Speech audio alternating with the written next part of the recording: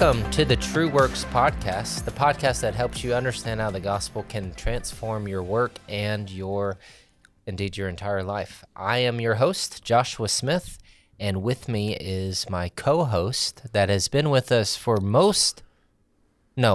all of the episodes, Doug Meikle. Yes, this is our 21st episode, not that I'm counting. No, I'm not either. I am. You are he is a counter. It's one of his superpowers. Yes. And what we're talking about today is love. Just take that in for a minute. Yeah, take that in just for a moment. And I think the name of the book, perhaps to help folks, is when we close out we close out our time together in terms of the classes that we do with James K.A. Smith's book, You Are What You Love. And Smith is he's a modern writer, contemporary writer. Yeah, contemporary writer. And he is, in many ways, I think, a continuation of our, if we have one, patron saint of the Faith Work Intensive, St. Augustine. He admits, either in this book or in perhaps another book, he's really not creating anything new. I mean, I think he's a little modest there, but creating anything new, but simply contextualizing and introducing Augustine's work of, not work, but thought that we are essentially, as humans, lovers. Yeah, we are desiring beings. Yeah. Now, what's perhaps, a little shocking, a little surprising is what the alternative is of thinking how we are essentially as humans. How does he juxtapose? What does he juxtapose we as lovers to? Jamie Smith. Again, you're putting me on the spot here, but if I remember I love doing this to you. So far, Doug. so good. As far as my batting average is not bad so far, but I guess thinkers, is it? Yeah, brains on a thinkers stick. or knowers. Thinker. Yeah, and so he, we often, again, this is the water, this is that we swim in, the air that we breathe in. We present the gospel and the Christian message, but also our daily activities in the world as, we need to convince someone to have these kinds of beliefs, to assent to these propositions as true. And of course, beliefs, we're not, what do you call it? Like, we're not harping on beliefs. I don't know. I mean, that's kind of weird to harp on beliefs as a concept, but we're not harping on thinking per se, but when we ascribe that as our fundamental way that we relate to the world and the activities that we pursue. And he has some illustrations to show us, hey, listen, if Christians don't realize this, the whole rest of the world does. They've tapped into that we are desirous, loving beings. He has this great illustration about the mall. The mall, yeah. Yeah, which, I mean, I heard that illustration years ago, reread it when I went through this course. That just continues to be that was such a good illustration. Can you tell us a little about that? Well, the illustration of the mall is, I guess it works at a whole bunch of different levels, but in the context of this book, what he's really trying to say there is that in a visit to the mall, it reveals to you a story of how the world is and should be, and how one finds fulfillment within it. That if you go to the mall, you're met with a story of happiness, how one finds fulfillment, and that you over and over again, you'll be presented with these images and stories that is, if I buy this item or this good and I take that home and I consume it, then my life will be good. My life will be great, in fact. And that and if only I have had more of this, then my life would be even better. Yeah. And that story brings together a whole bunch of people from different circumstances, and they all are orientated towards the world with the same basic desire. That is the desire to purchase and to consume. And by purchasing and consuming, they gain a better life and a fulfillment to this longing for maybe transcendence that's within them. And the mall, it's almost like the modern day cathedral. That's what Yeah. ancient cathedrals were there to do, to kind of reinforce the story, in their case, of the gospel. The modern mall is to reinforce the story of consumerism and the joys of it and the fulfillment that one finds within that. Only one doesn't find fulfillment in Yeah. it. Yeah. Newsflash. Right. Newsflash, Yeah. that's not how that's going to work. But it is interesting, and I can't remember the exact similarities that he draws, but he does compare it to a cathedral. And when I started thinking of all the malls that I frequent back at home and here in Houston and other places I've lived, they often have high ceilings, Yeah. vaulted ceilings. Where did that architecture come from? Yeah. Well, it came from cathedrals. There's often lots of natural light.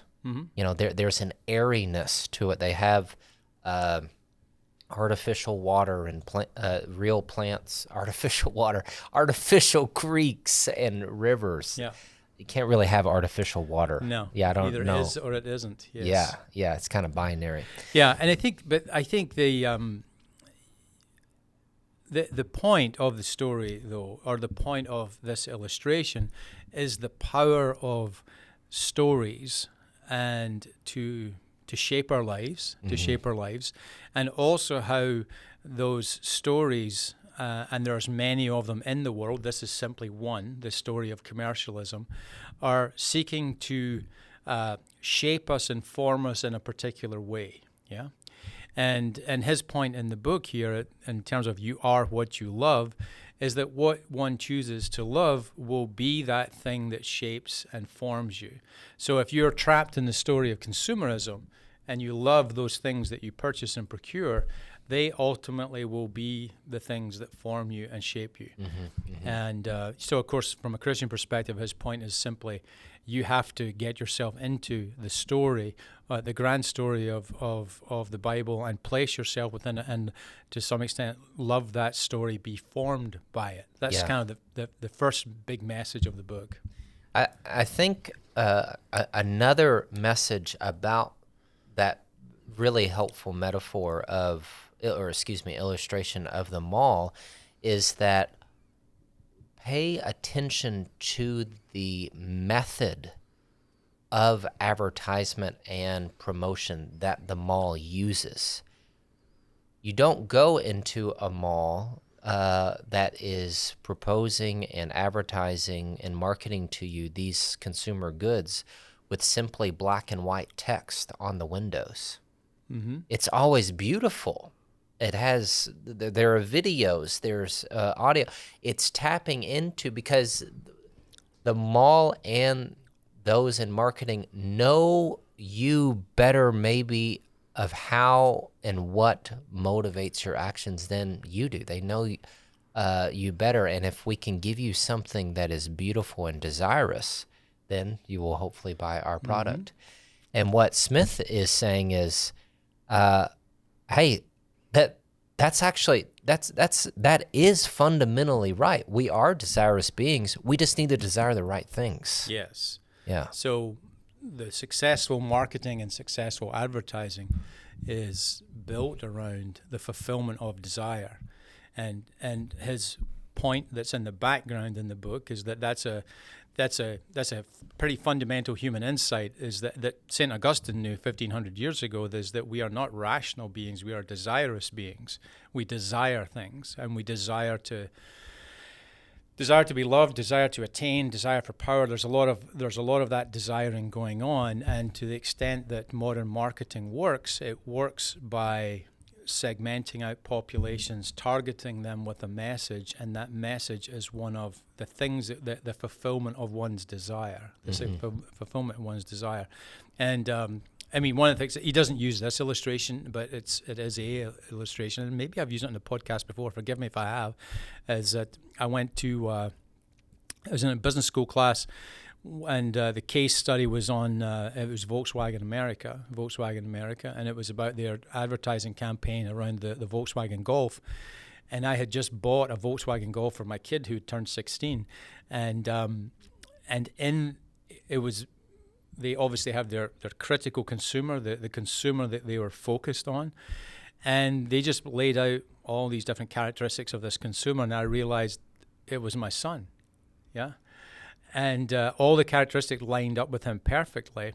And then I realized all these things that you think you're making for the most rational of reasons, you're actually being driven towards them by advertising and the subtle stories that are reconfirmed in your own mind of if I do this, I'm doing the right, yeah? So in and around the story, so this is actually the first part of the book, but it's really an important part because it's trying to convince you that you are what you love, first of all, and that there's other stories out there competing for your loves. We teach this book at the end of the Faith and Work Intensive, though, because of kind of what it moves on to and the need for practices that cement our desire, the appropriate desires and wants of our heart. If you want not to be formed by these other stories in life, you're going to have to develop practices within life that align with a better story. With a better story. And he uses the example of worship at church. Why do we go to worship? Well, because God is due our worship, of course, but also that the practice and habit of worship, if you like, forms us into those people who are prepared for heaven. Prepared for heaven, yeah? Yeah, and the church has recognized this as we go back through the centuries of the central place of liturgy, of not only a place where we say learn about God and give his praise back to him, but that we are actually formed in the things that we are doing in and around other believers that is changing us. We cannot, one of the undergirding messages of the book is if we recognize that the mall or other kinds of stories are competing for our hearts, it's not enough. It's impossible just to say, okay, I won't be informed by those. Yeah. Because you'll always be informed by some story. For sure. So what story is it? What formational practices are you being shaped by?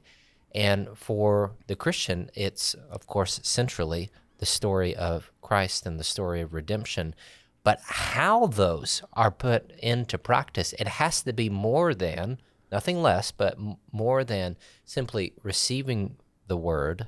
It has to be putting it into these, what the church has called for many centuries, liturgical practices. Yeah, so maybe an illustration would help folks in that some of the folks listening to this, some of the people who come along to our Faith and Work Intensive programs, they'll work in big industrial companies. We're here in Houston, of course, and a big part of the local economy here is here in the oil and gas business or things related to the oil and gas business.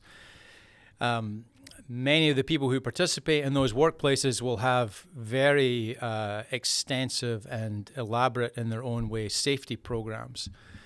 Those safety programs may do something simple like that every time you gather together, have a meeting, you have your safety moment where someone puts their hand there and says, look, I'm going to talk a little bit about a safety incident I saw this morning. And what we're trying to say, what Smith is trying to point out there and what these folks understand in the safety world is that these small practices, these liturgies, so like your safety moment is the safety liturgy, that we gather together, we share together a safety moment, we agree on it, we go forward. He is saying that these are the practices. Yeah. For those who aren't familiar, a safety moment, that would be, I saw Doug step out of the way when this, I have no idea. Yeah, you have no idea, have you? Yeah. All right. I saw Doug use the handrail on the stairs. Well, something like that. It may be something like, so I worked in a place where some of our customers had these rules where one was, if you're going up the stairs, you must use the handrail. Yeah. So it may be the safety moment is that I've been noticing recently that we are not using the handrails often enough when we use stairs. Yeah. Or it could be this morning I saw someone coming in the morning having looking at texting while they were driving. Now, you're not changing the world by listening to those, yeah? But what you are doing is that you're trying to enculturate this safety practice and culture. Mm-hmm. I see. It's a liturgy that as you practice it again and again and again, you're constantly going to be in front of the story that if my actions drive consequences for others, safety consequences for others. And the illustration there is simply that's something that many of the people listening to this will be involved with. That's what we're talking about when we talk about liturgy. The church, when it does its liturgy, is trying to enculturate you as well, prepare you in that story, prepare you for heaven, so to speak. Mm-hmm, mm-hmm. And it's more than simply, I do think that, thanks for helping my uninitiated mind understand what you were referring to, because they could just have those rules in those organizations plastered on the wall. Yeah. Hey, remember, don't text and drive. Thanks. But that just wouldn't do. They do that. Okay. Yeah, it's kind of a multi-dimensional thing. But but they don't only do that. Yeah, that's they what I don't was... only do that. And I think, there's obviously limits to how good an example this is, but it's I think a good example that often many people have access to because they've worked in those contexts. What he is talking about, back to our book here, is that when we adopt certain practices, we're trying to embed a culture that we want to adopt kind of in our bones. And that's why we worship in the way that we worship, or we should worship in a certain way to embed the right culture in our bones, the right Christian culture in our bones. And there's places where he's pretty critical of sometimes how the church operates, and when it operates and worships in such a way that it would embed entirely the wrong culture in one's bones. Often churches work on a scarcity mindset, for example, or in an efficiency mindset, or in an entertainment kind of mode, or a consumerist kind of mode. All of those things are reaffirming desires that we have within us, and to that extent they work well, but they're not the desires of the kingdom, And I think that's really why we do this right at the end we're trying to get you to think about, instead of us prescribing for you, go forward and do this or that in the future, we want you to try and think about what practices can I develop in my life that would, if I've learned anything over the last 8 months or so that we've been together through this, if I've learned anything, what practices can I adopt in my life that would reinforce those learnings as I go forward and cause me not to just forget, Yeah, and I think Smith is good about reminding us that God is patient, that in these practices, like, we need these practices because we are not fully formed. And God meets us in those moments. So the presupposition that there needs to be forming supposes that something is there with a potential for growth towards whatever spiritual ideal or Christ-likeness that we're aiming for, that we're not there yet. Yeah. And God is the patient God who's wanting to lead us through that. So he doesn't use this example, but it's an example I use of like worship being a bit like, or prayer being a bit like James Harden shooting free throws. So James Harden obviously used to play for the Houston Rockets. He doesn't play for them anymore, but when he played with them, I used to marvel at the way he would shoot free throws, because it seemed this entirely effortless thing, that it was just swish, and it went every time. And not every time, but most of the time. What I use that as an example, because James Harden didn't come out of the womb shooting free throws. James Harden, to get to that point, had to practice a lot. And my point would be, it's the same, learning how to be a Christian at its highest level, or fitting oneself for heaven, is of infinite more importance than just simply shooting a good free throw. And yet we spend a lot less time practicing. And his point here is that by going along to worship, by attending your small group, by doing the various different things in life, by tending the garden that we've talked about in previous podcast episodes, by cooking well, by doing all these kind of embodied things well, we actually are fitting ourselves for heaven. Mm-hmm. Mm-hmm.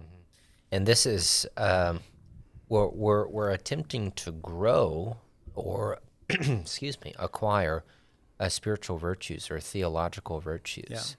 That may be, highfalutin. All we mean there are deep dispositions and habits that are aimed towards some spiritual good, some spiritual transformation, and that can be as easy as seemingly small and insignificant as thoughts or judgments that you may find yourself having about other people, to very externally visible, like I need to give more time to my children or my neighbor or what have you. Yeah.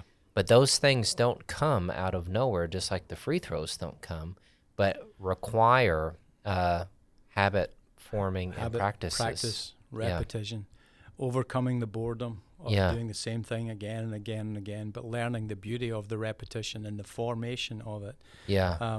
Kevin Majors, a psychiatrist at Harvard, has said that he talks about virtue formation in the context of work, and a lot of times when we realize we have some deficiency, spiritual or quote unquote mundane, we kind of get discouraged because of, wow, I need to be more caring, or I wish I was more patient, or I'm just not really good with numbers when the data or the accounts come rolling in.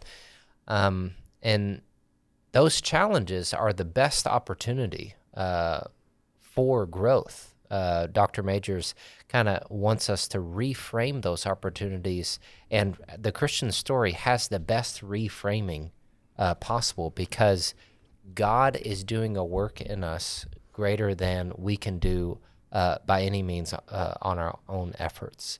But he uses these means, these repetition, these liturgies, both small and big, to transform us into the image of his Son.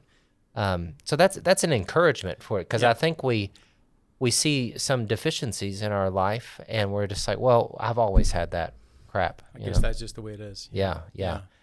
No, I think that actually I really enjoy this book. That it's one of my favorites. And in fact, I came to it because I'd read, he has a longer trilogy of books, the first of which is Desiring the Kingdom. This is kind of a distillation of those three books. And I just loved it. I just love the book. And I love the disposition that the book has towards praxis and action, towards liturgy and worship. The kind of Augustinian view of who we are as people, as those who desire, those who love, because it really speaks to the kind of people that I know, but also the people I want to be around as well. And, one last lesson for us maybe as folks who are going to go back into the workplace is that the one basic insight of this, the whole course, but also St. Augustine back in the first semester that we were together, but also Jamie Smith here, as he finishes out, is that we are not primarily thinkers. Thinkers, that's important. We're actually people who desire and who love. And what that means is, in practical terms, when you're leading people, if you think your rationality is going to win through, it will not. Your powerful rational argument, or your 8% margin is better than 7 kind of argument, doesn't win the day for people. It doesn't motivate people. And why is that? Not because they're illogical. It's because those don't move the heart. They don't speak to us as desiring and loving beings. What you need to do within work and leading within work is that people need to know, they need to be motivated by what do they love. What do they love in their job? And they need to know that in your own way that you love them, that you care for them. And that doesn't need to be kind of a soppy emotional thing. It needs to know that, hey, I care for the people that are around me, that these folks are mine, put into my care to look after and care for. And that's what motivates loyalty, love, performance, great work, great creativity. That's what motivates. It's not the power of our logical arguments, ultimately. Those are there for other purposes, or the purposes of insight, but not for the purposes of motivation. Yeah. So I think we can end there. Thank you so much for joining us for this lovely podcast. Wow. Yeah. Did you see what I did there? I did see what you did there. I wish I quit seeing what you did there, but You just can't unsee some things. Some things. If you want to see other lovely podcasts, you can find our podcast on all platforms, or you can visit our website at trueworkshouston.org.